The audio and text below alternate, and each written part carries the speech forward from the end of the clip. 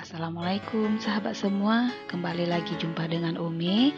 Kali ini Umi akan membahas materi tentang fluida statis. Nah, sebelum kita masuk pada materi, apakah yang dimaksud dengan fluida statis? Nah, di sini terdapat ada dua suku kata. Yang pertama fluida, yang kedua statis. Fluida artinya adalah zat yang dapat mengalir. Seperti yang sudah sahabat pelajari sebelumnya, bahwa wujud zat ada tiga, zat padat, zat cair, dan zat gas. Sehingga siapa saja yang termasuk ke dalam fluida, yaitunya gas dan cair. Nah, statis artinya kita akan membicarakan kondisi fluida dalam keadaan statis. Berarti pada materi ini kita akan membahas hukum-hukum apa saja yang berlaku atau yang terkait dengan fluida statis. Tetap bersama Umi dengan moto belajar fisika asyik. Oke sahabat Umi, apa yang akan kita bahas? Nah, yang pertama yang akan kita lihat adalah tekanan pada zat padat. Yang kedua, tekanan hidrostatis dan tekanan mutlak. Dan yang ketiga adalah hukum pokok hidrostatika. Yang pertama kita lihat tekanan pada zat padat. Dalam fisika, tekanan diartikan sebagai gaya yang bekerja pada setiap bidang luas.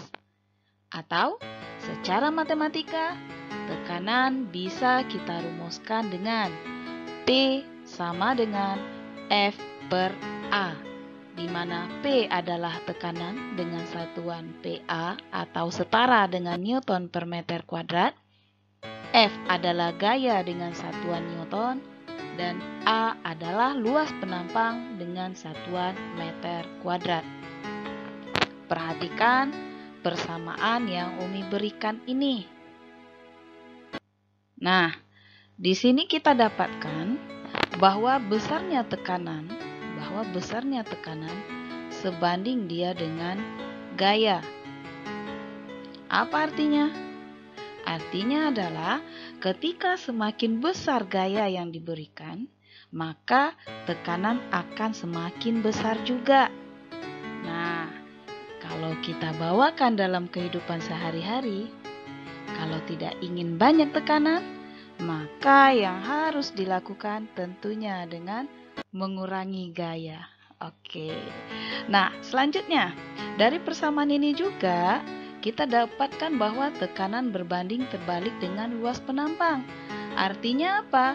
Ketika A-nya semakin besar, tekanannya semakin kecil.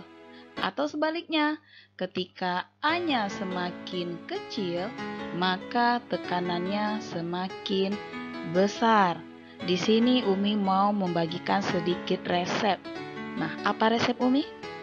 Dalam menjalani suatu pembelajaran, nah ketika suntuk nih, dalam mengerjakan soal-soal fisika susah kali, maka yang harus kalian lakukan untuk mengurangi tekanan di hati, yang pertama, kurangi gaya. Yang kedua, perbesar penampang. Karena tekanan itu letaknya di hati, maka buatlah hati itu seluas-luasnya. Semakin luas hatinya, maka tekanannya akan semakin kecil. Makanya ketika hati kalian itu marah atau hati itu kalian menjadi sempit, tekanan akan terasa lebih besar. Nah, atau contoh lain di dalam fisikanya gini nih. Manakah yang lebih besar? Tekanan yang diberikan oleh si bebek atau si ayam. Nah, tentunya sahabat akan cepat menjawab tekanan yang diberikan ayam lebih besar. Nah, ternyata kenapa? Karena luas penampang kaki ayam lebih kecil dibandingkan dengan luas kakinya si bebek atau itik yang lebih luas. Ketika A-nya luas, maka dia menghasilkan tekanan yang kecil. Atau di sini mau memberikan bahwa P maksimum untuk gaya yang sama, P maksimum akan terjadi jika A-nya minimum. Atau sebaliknya, P minimum akan tercapai ketika A-nya bernilai maksimum. Untuk lebih jelasnya kita lihat setelah ini contoh soal. Nah, perhatikan contoh soal berikut. Sebuah balok yang terbuat dari aluminium dengan massa jenis 2700 kg per meter kubik memiliki ukuran 20 cm dikali 30 cm dikali 40 cm. Yang ditanyakan adalah tekanan maksimum dan tekanan minimum yang diakibatkan oleh balok tersebut. Maka di sini yang pertama yang diketahui massa jenis Rho-nya 2700 kg per meter kubik. Terus dia memiliki ukuran sama dengan 20 cm dikali 30 cm dikali 40 cm. Yang ditanyakan kita bagi jadi dua. Yang pertama tekanan maksimum Pmax. Seperti yang sudah Umi jelaskan, Pmax ini terjadi ketika A-nya bernilai minimum. Maka kita punya persamaan Pmax sama dengan F per A minimum. F sama dengan M kali G per A minimum. Perhatikan massa hubungannya dengan massa jenis Rho dikali V dikali G dibagi dengan A minimum. Nah, kita masukkan angkanya. Maka P maksimum sama dengan massa jenis 2700. Lihat, satuan kita sudah MKS, volumenya 20 cm dikali 30 cm dikali 40 cm dikali dengan gravitasinya 10 dibagi dengan A minimum. Maka luas terkecil adalah hasil perkalian 20 cm dan 30 cm. Nah, lanjut 20 cm dengan 20 cm habis, 30 cm, 30 cm habis. Maka yang kita dapatkan sekarang adalah 2700 dikali 40 cm. Konversi ke meter. Di sini Umi tulis lagi nih. Dikali 40 kali 10 pangkat min 2 dikali 10. Pangkat min 2-nya ini habis dengan ini sehingga kita dapatkan 4 dikali 2700 sama dengan 10.800 Newton per meter kuadrat. Oke. Kita lihat yang B. Yang B yang dia tanya adalah P minimum. P minimum. Kita lihat. P minimum itu terjadi ketika A-nya maksimum. Nah, sehingga besarnya P minimum sama dengan tetap ya, Rho kali V kali G dibagi dengan A maksimum.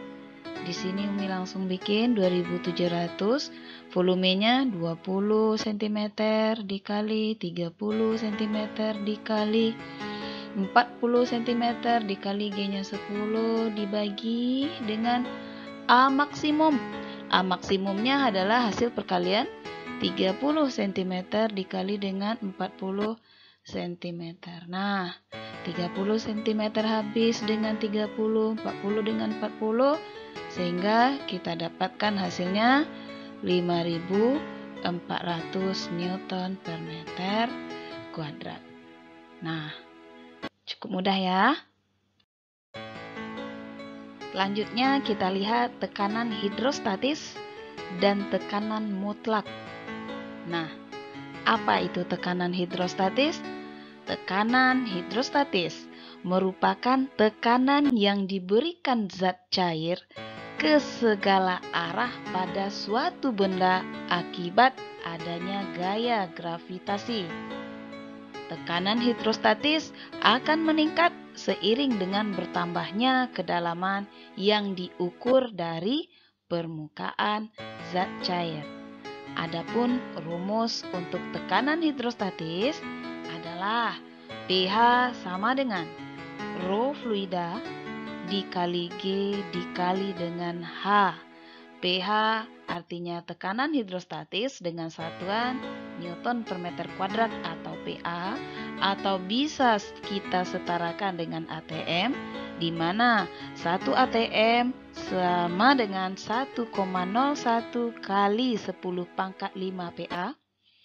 Rho adalah massa jenis, G adalah gravitasi dengan satuan meter per sekon kuadrat, dan H, hati-hati sahabat, H di sini adalah kedalaman benda dari permukaan zat cair. Nah, sementara tekanan mutlak artinya tekanan total. Tekanan total yang dialami oleh suatu benda yang berada di dalam fluida, di mana tekanan mutlak ini bisa kita rumuskan dengan P sama dengan PATM, atau ada yang membuat ini P0 sama saja. P sama dengan PATM ditambah dengan pH, di mana P adalah tekanan mutlak, PATM adalah tekanan udara luar. Nah, selanjutnya kita lihat contoh soal terkait dengan tekanan hidrostatis. Seekor ikan hiu berada di kedalaman 20 meter di bawah permukaan air laut. Jika massa jenis air laut adalah 1025 kg per meter kubik dan percepatan gravitasi adalah 10 meter per sekon kuadrat, tekanan udara luar adalah 10 pangkat 5 Newton per meter kuadrat. Yang ditanyakan adalah tentukan besarnya tekanan hidrostatis dan tekanan mutlak yang dialami oleh ikan. Nah, berarti di sini yang diketahui adalah yang pertama kedalaman hanya 20 meter. Ini soalnya cukup sederhana. Massa jenis fluidanya. Fluidanya sekarang adalah air laut dengan massa jenis 1025 kg per meter kubik dengan percepatan gravitasi itu G 10 meter per sekon kuadrat, dan tekanan udara luar boleh ditulis P0, boleh PATM. Kalau dengan persamaan tadi Umi bikin PATM 10 pangkat 5 Newton per meter kuadrat. Nah, yang ditanyakan yang pertama tekanan hidrostatis pH. pH sama dengan rho fluida kali G kali H. Rho fluidanya adalah 1025, gravitasi 10 dengan kedalaman 20 meter. Hasilnya 2050 Newton per meter kuadrat, atau 2,05 kali 10 pangkat 5 Newton per meter kuadrat. Nah, selanjutnya ditanya tekanan mutlak P. P sama dengan pH ditambah PATM. pH kita 2,05 kali 10 pangkat 5 ditambah dengan PATM kita berapa nak? 10 pangkat 5. Sehingga besarnya tekanan mutlak akan sama dengan 3,05 dikali 10 pangkat 5 Newton per meter kuadrat. Atau boleh juga 3,05 ATM atau atmosfer. Oke? Selanjutnya kita lihat hukum pokok hidrostatika. Apa bunyinya? Semua titik yang terletak pada suatu bidang datar di dalam zat cair yang sejenis memiliki tekanan yang sama. Untuk lebih mudahnya, perhatikan gambar berikut. Nah, titik A dengan titik B dengan titik C itu bisa kita katakan dia berada pada suatu bidang datar. Atau kalau kita lihat dari gambar, dia berada pada satu garis. Nah, di sini dinyatakan bahwa tekanan di titik A akan sama dengan tekanan di titik B akan sama dengan tekanan di titik C.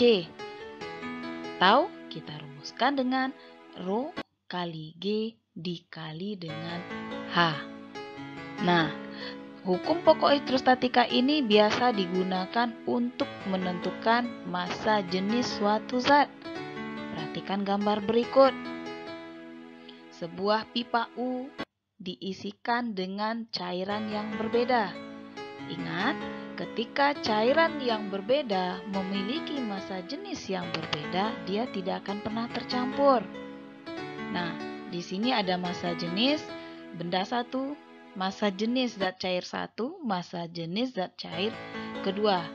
Nah, sehingga titik A dengan titik B itu dia segaris, sehingga tekanan di titik A, PA, akan sama dengan PB.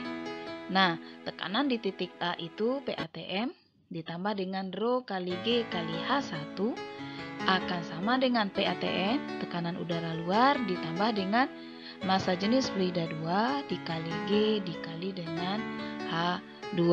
Kembali mengingatkan, H di sini adalah artinya kedalaman titik dari permukaan. Dan Rho di sini. Nah, kita lihat contoh soal berikut. Pipa U diisi dengan air raksa dan cairan minyak seperti terlihat pada gambar. Jika ketinggian minyak H2 adalah 27,2 cm dan massa jenis minyak 0,8 gram per cm kubik, massa jenis raksa adalah 13,6 gram per cm kubik. Tentukan ketinggian air raksa. Nah, seperti yang sudah Umi jelaskan, kita anggap ini di sini titik A, di sini titik B. Maka berdasarkan hukum pokok hidrostatika bahwa PA akan sama dengan PB. Tekanan hidrostatis di titik A sama dengan tekanan hidrostatis di titik B. Maka di sini Rho1 GH1 akan sama dengan Rho2 kali G kali H2. G dengan G-nya habis.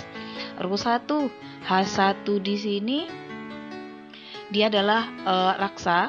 Berarti Rho raksa di sini adalah 13,6 gram per cm kubik dikali dengan ketinggian yang mau kita cari, ini H1. Rho2 adalah massa jenis minyak, itu 0,8 gram per cm kubik dengan ketinggiannya adalah 27,2 cm. Nah, satuannya sudah sama, sehingga kita akan dapatkan H1 akan sama dengan 0,8 dikali 27,2 dibagi dengan 13,6. Kita dapatkan hasilnya 1,6